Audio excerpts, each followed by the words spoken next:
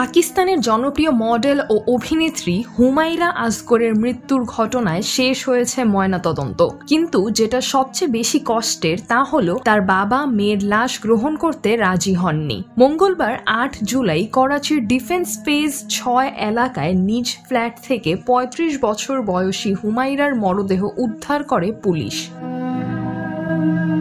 তারা জানায় লাশটি এতটাই পচে গিয়েছিল যে ধারণা করা হচ্ছে প্রায় ১ মাস আগেই তার মৃত্যু হয়েছে। বর্তমানে হিম ঘরে রাখা হয়েছে তার দেহ। লাহোরে জন্ম নেওয়া হুমায়রা নিজের স্বপ্ন পূরণের আশায় পাড়ি জমিয়েছিলেন করাচিতে, কিন্তু এই শহরেই শেষ হলো তার জীবনের পথ চলা।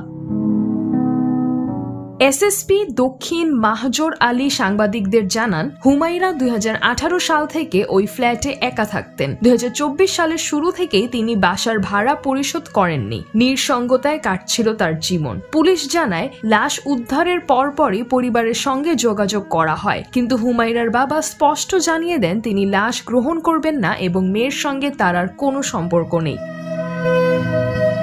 বাবাকে করাচিতে আসার জন্য বহুবার অনুরোধ করা হলেও তিনি কোনো সাড়া দেননি। পরিবারের অন্য কেউ কোনো যোগাযোগ করেননি বলে জানায় পুলিশ। এদিকে আদালতের নির্দেশে হুমায়রার সেই ফ্ল্যাটটি সিল করে দেওয়া হয়েছে। তদন্তকারীরা তার মোবাইল ফোনে ডেটা সংগ্রহ করেছেন এবং মৃত্যুর প্রকৃতি কারণ জানতে ফরেনসিক রিপোর্টের জন্য অপেক্ষা করছে কর্তৃপক্ষ। এসএসপি মাহাজর জানান, আপাতত মনে হচ্ছে এটি স্বাভাবিক মৃত্যু, তবে তারা সমস্ত দিক থেকেই তদন্ত চালিয়ে যাচ্ছেন। ময়নাতদন্ত শেষ হলেও চূড়ান্ত নিশ্চিত হওয়ার জন্য ফরেনসিক রিপোর্টই এখন মূল ক্লু। জানা যায় ২০১৩ সালে মডেলিং ক্যারিয়ার শুরু করেন হুমায়রা। ২০২২ সালে জনপ্রিয় রিয়ালিটি শো তামাশাতে অংশগ্রহণের মাধ্যমে ব্যাপক জনপ্রিয়তা পান।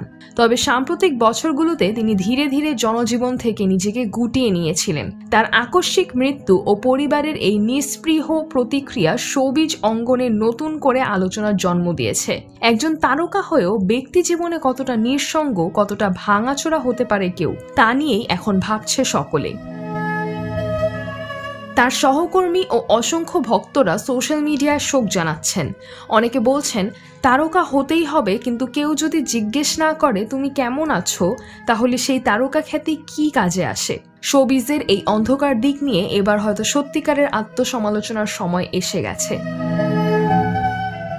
সিজরাতুল আভা, দৈনিক আওয়ার বাংলাদেশ।